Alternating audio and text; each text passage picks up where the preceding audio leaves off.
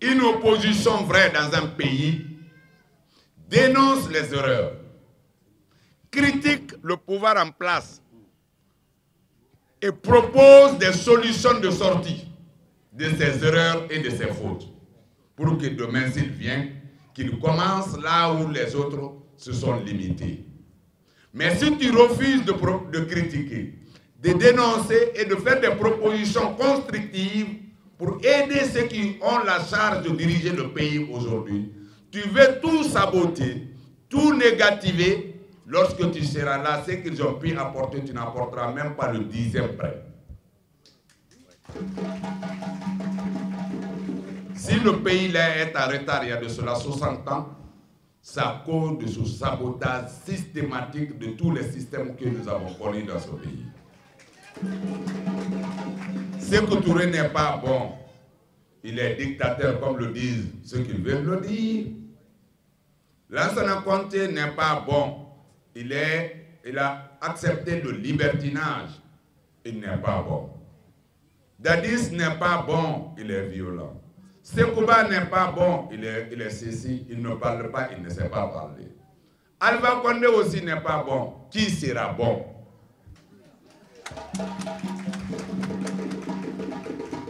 Ayons le courage de reconnaître les valeurs des gens, même si on ne les aime pas. Sékou Touré,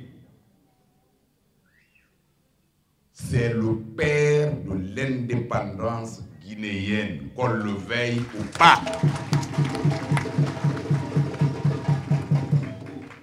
Le général Lansana Conté est le père de la démocratie et du libéralisme économique en Guinée. Le professeur Alpha Condé est le père de l'électrification, de l'industrialisation et de la construction des grands hôtels. Même si ça ne reste que ça, de l'indépendance en 2008, la Guinée n'avait pas plus de 800 mégas en courant électrique. De 2008 à aujourd'hui, à part ce qu'il a trouvé, la Guinée a au moins 1400 mégas en courant électrique. Aucun pays ne peut se développer sans le courant électrique. Hier, on n'avait pas où loger 5 délégations présidentielles en Guinée. Allez-y voir. Lansana Conté est venu, Conakry se limitait à Gbessia. C'est lui qui a donné la liberté d'entreprendre. C'est lui qui a donné la liberté aux Guinéens de construire et de gérer leurs biens. Si on ne reconnaît pas le bienfait de l'autrui, Dieu ne t'aidera pas à faire quelque chose. Moi, le professeur Alpha Condé, ce que je condamne chez lui, c'est l'impunité. Il faut qu'il prenne sa responsabilité. Le peu de temps que Dieu lui donne de gérer la Guinée, Dieu l'introsera un jour. Ce jour arrivera. Pendant ton temps, qu'est-ce que tu as fait pour les Guinéens et la Guinée, en matière notamment de sécurité?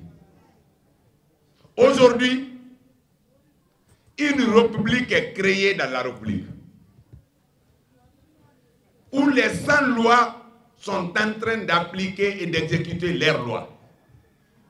Et ça commence à prendre une connotation ethnique. Si tu vois, on te demande le nom de quelque chose dans une langue. Si tu ne parles pas cette langue, on commence à te violenter. Ça, ce n'est pas normal dans un pays. Et surtout par un groupe qui voudrait être aux commandes du pays. Donc, il faut qu'on dise les vérités telles qu'elles sont, même si on n'aime pas. Il faut dire à Cellou Dalein Diallo d'arrêter.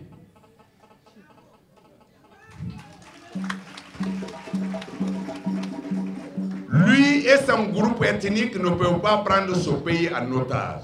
Mais je voudrais aussi inviter tout le monde de ne pas confondre le groupe de Cellou Dalein au Peul.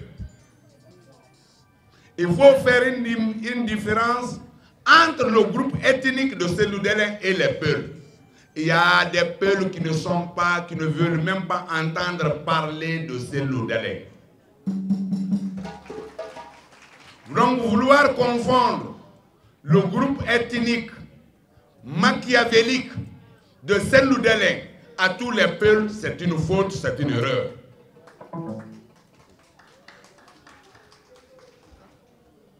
Ce que vous avez vu sur les vidéos dans ces 2 euros, sa femme est pure que ça. On dirait que ce n'est pas une femme qui a fait des enfants.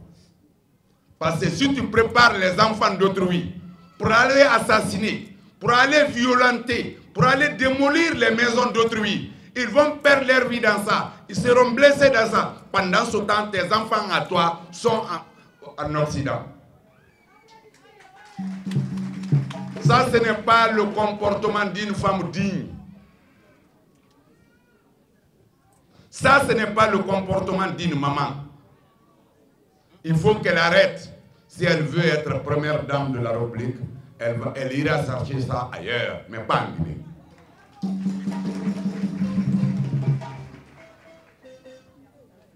Il faut que les notables du Fouta se lèvent pour dire halte à Cellou et à son petit groupe, pour ne pas salir nos frères, nos sœurs de la communauté Peul qui sont innocents à 100%.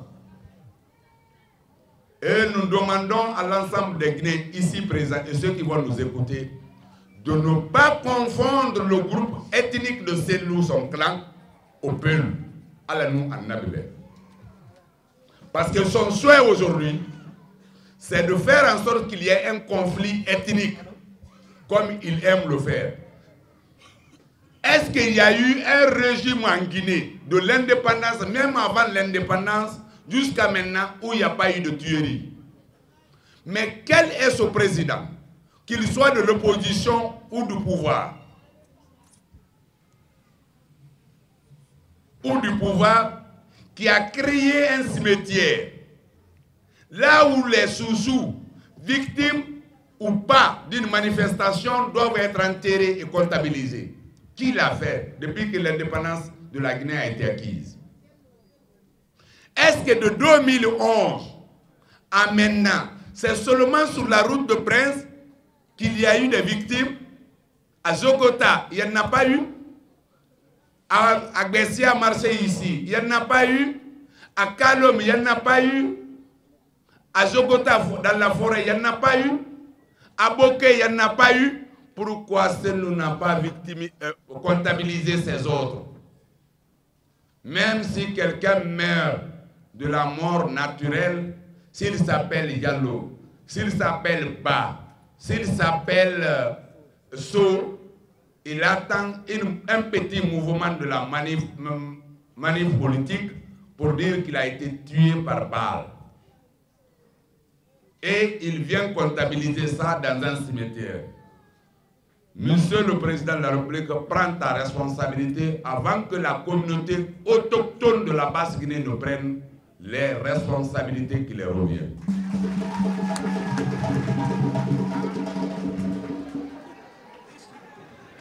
Nous n'accepterons pas que notre pays soit pris en otage par un petit groupe violent.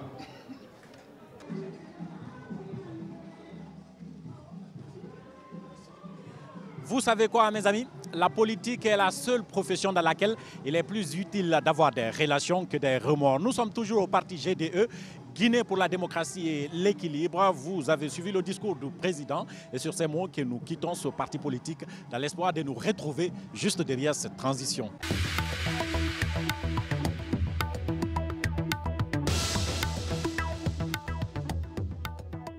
Prochain arrêt, c'est au siège de l'UFDG, Union des forces démocratiques de Guinée, principal parti politique de l'opposition, dirigé par Cellou Dalein Diallo. Cette semaine, la barre de 100 morts a été dépassée. Il va donc y avoir un discours solennel du président du parti. Nous, comme d'habitude, nous allons entrer vous montrer tout ce que vous allez voir dans les conditions du direct, politiquement correct. C'est de l'ambiance des discours, mais surtout de l'interview politique. Nous sommes dans quel pays quand on a inventé l'empoisonnement d'eau bidon ici, pour créer des problèmes entre les communautés. Nous refusons. Alpha Condé, je pense que c'est terminé. C'est les signes de fin de mandat. Mais croyez-moi, cet homme que vous avez devant vous, le président Cellou Dalein, quand il sera président, on ne parlera pas de communauté dans ce pays. Quand il sera président, il y aura la justice équitable entre tous les Guinéens. Quand il sera président, il sortira ce pays de la misère et de la précarité. Monsieur le Président, c'est pour ça que nous sommes derrière vous. C'est pour ça que les Guinéens sont derrière vous. C'est pour ça que vous êtes parvenus à faire de l'UFDG la première force politique. C'est rien d'autre. Vous n'avez pas donné de l'argent, vous n'avez absolument rien donné. Un régime policier, même les téléphones sont sous écoute. Heureusement, c'est pour ça que nous avons un seul numéro. Et ce numéro, s'il veut, ils n'ont qu'à écouter. C'est gênant de passer la voix de Adji Alimatou. Ce que nous disons ici, c'est ce qu'elle a dit tous les jours. Demandez à nos militants de continuer à se battre. On est dans quel pays? Un pays où les gens n'ont même pas de quoi manger. Le président de la République prend son avion et s'en va. Il veut diviser les Guinéens. Est-ce que nous allons accepter que Alpha Condé nous divise? Est-ce que nous avons un problème avec les Malékés? Est-ce que nous avons un problème avec les Soussous? Est-ce que nous avons un problème avec les forestiers? Est-ce que nous avons un problème avec les Peuls? Pour nous, il ne s'agit pas de Peuls, de Malinké, de Soussou. Il s'agit du Guinéen tout court. Monsieur le Président, j'étais avec vous. Vous avez dit la valeur d'un homme, Monsieur le Président, je tiens ça de vous. Et tous les jours, je le répète, ce n'est pas ton nom, ce n'est pas ton ethnie, ce n'est pas ta naissance, ce n'est pas la valeur d'un homme, c'est ce que tu es. Quand tu es un homme honnête, sincère, droit, juste, tu mérites respect et considération, quelle que soit ta naissance. Nous, on parle, c'est ça le principe, c'est ça la leçon que vous nous avez donnée. Et nous restons derrière cette leçon, Monsieur le Président. Dans un pays normal, si j'étais à la place de Kéra, ministre de la Sécurité, j'aurais démissionné. Depuis qu'il est arrivé, il y a eu 30 ans morts. Si M. Alpha Condé avait du respect pour le peuple de Guinée, il n'aurait pas nommé Bafoué comme directeur national de la police. Directeur national de la police, mais il est tellement habitué à tuer, et je suis convaincu qu'il va être directeur national de la police sur le terrain. Parce que ce qu'il connaît faire, c'est de jeter les gaz lacrymogènes. Rien d'autre, il ne sait même pas c'est quoi la police. J'en ai honte pour mon pays, mais croyez-moi, Monsieur le Président, croyez-moi que ce combat, nous allons le gagner. Parce que Dieu aime la vérité et nous sommes du côté de la vérité et nous serons à côté de vous. Donc, je vous remercie. Nos voisins, les Malékés, les Soussous, les Peuls et les forestiers, donnez-vous la main. Celui qui n'aime pas les Malékés, n'aime pas les Soussous, n'aime pas les forestiers, n'aime pas les Peuls, n'aime pas la Guinée, ne connaît pas la Guinée, n'a rien ici, s'appelle M. Alpha Condé. Wassalam. À la suite de l'assassinat dans des conditions particulièrement atroces de nos camarades, j'ai décidé aujourd'hui de faire une déclaration écrite. Je n'ai pas l'habitude de le faire. Je ne suis pas à court d'idées. Mes sentiments sont toujours les mêmes. L'indignation et la détermination. Indignation face à la cruauté de ce pouvoir.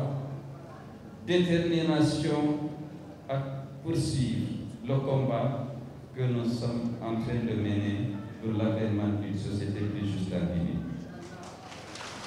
Je vais donc livrer le texte que j'ai rédigé et qui vient de mon cœur. Je m'adresse bien entendu à tout le peuple de Guinée. Guinéennes et Guinéens, mes chers compatriotes, cette première semaine de novembre 2018 sera marquée d'une pierre noire dans la lutte démocratique de notre pays. Semaine de deuil et d'affliction. Le seuil de 100 assassinats d'Alpha Condé a été franchi. 103 Guinéens arrachés à l'affection et à l'espoir de notre République. 103 enfants de notre Guinée dont la flamme est éteinte,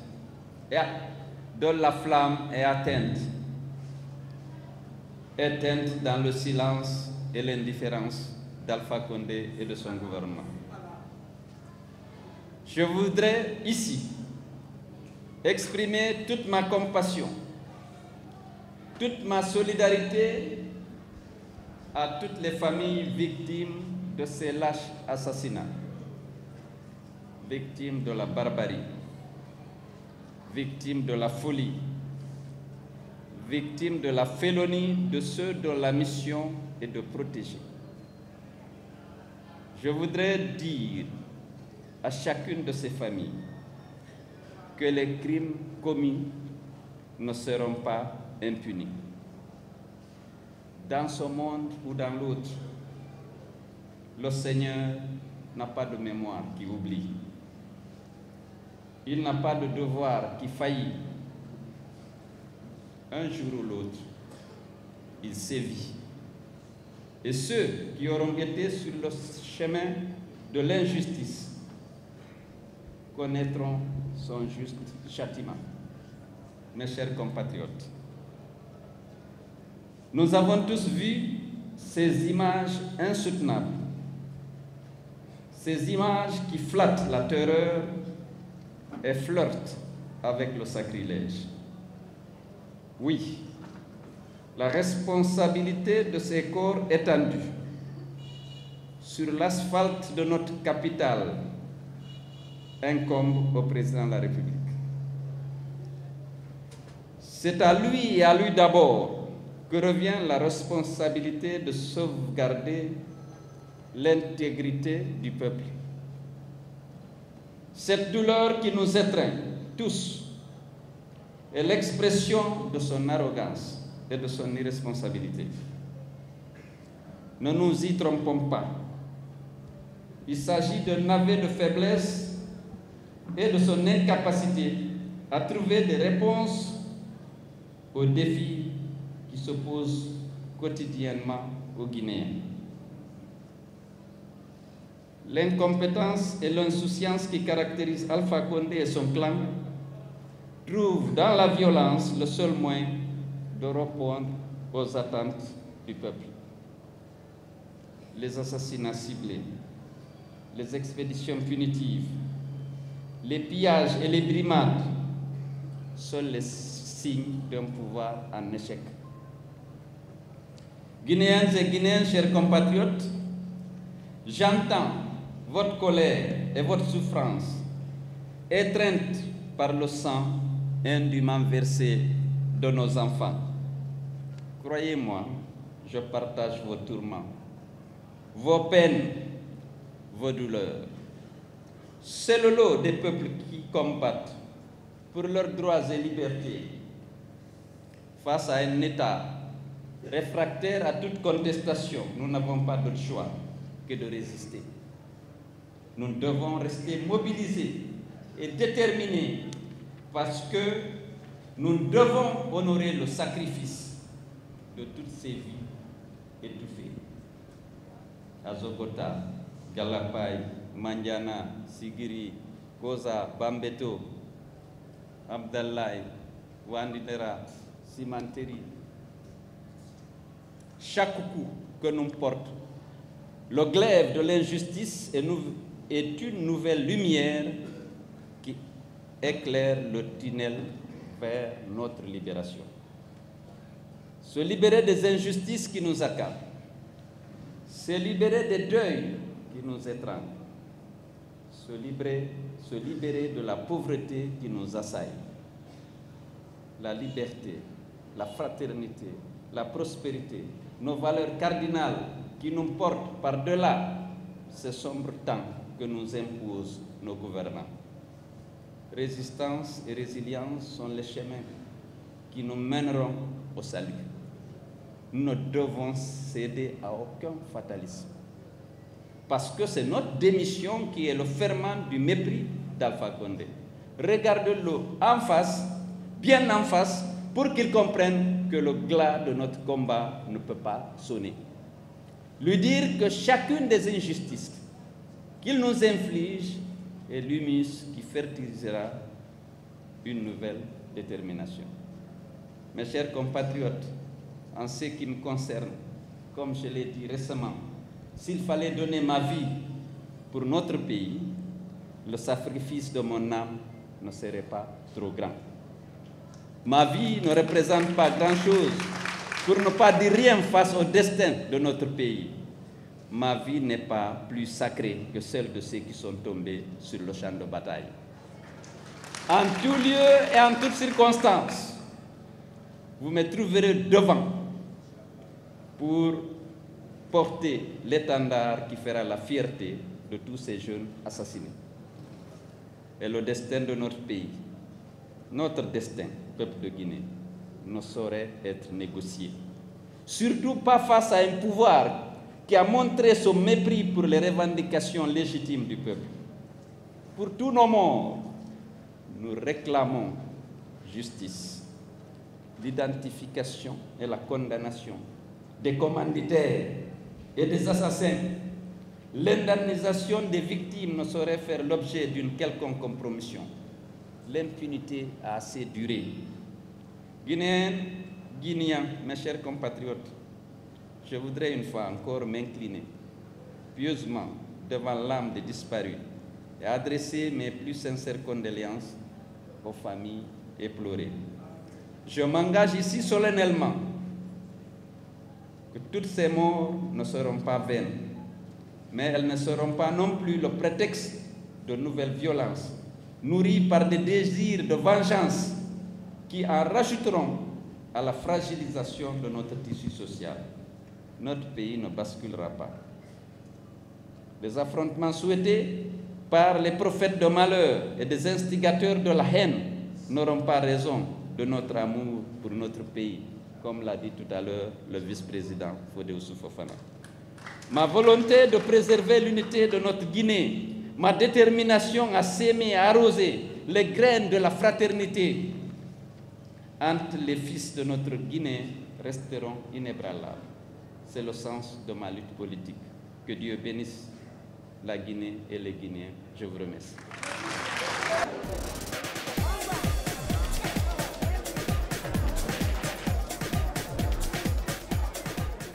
On dit souvent que tout parti politique qui veut prendre le pouvoir doit présenter son intérêt comme étant l'intérêt général. C'est sur ce discours du chef de file de l'opposition que nous quittons le siège de l'UFDG, Union des forces démocratiques. C'est le principal parti politique de l'opposition et nous, on se retrouve juste derrière cette transition.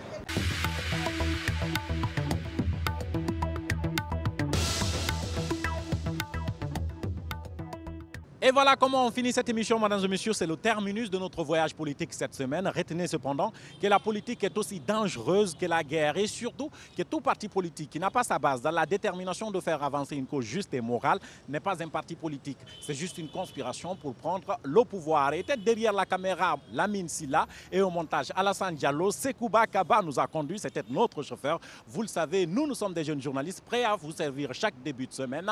Mais nous ne croyons pas souvent à ce que nous disent les hommes politiques. Cependant, nous nous battons pour les relayer sans cesse. C'est notre devoir. En attendant donc, faites ce que vous pouvez, là où vous êtes, avec ce que vous avez. Politiquement correct. Au revoir.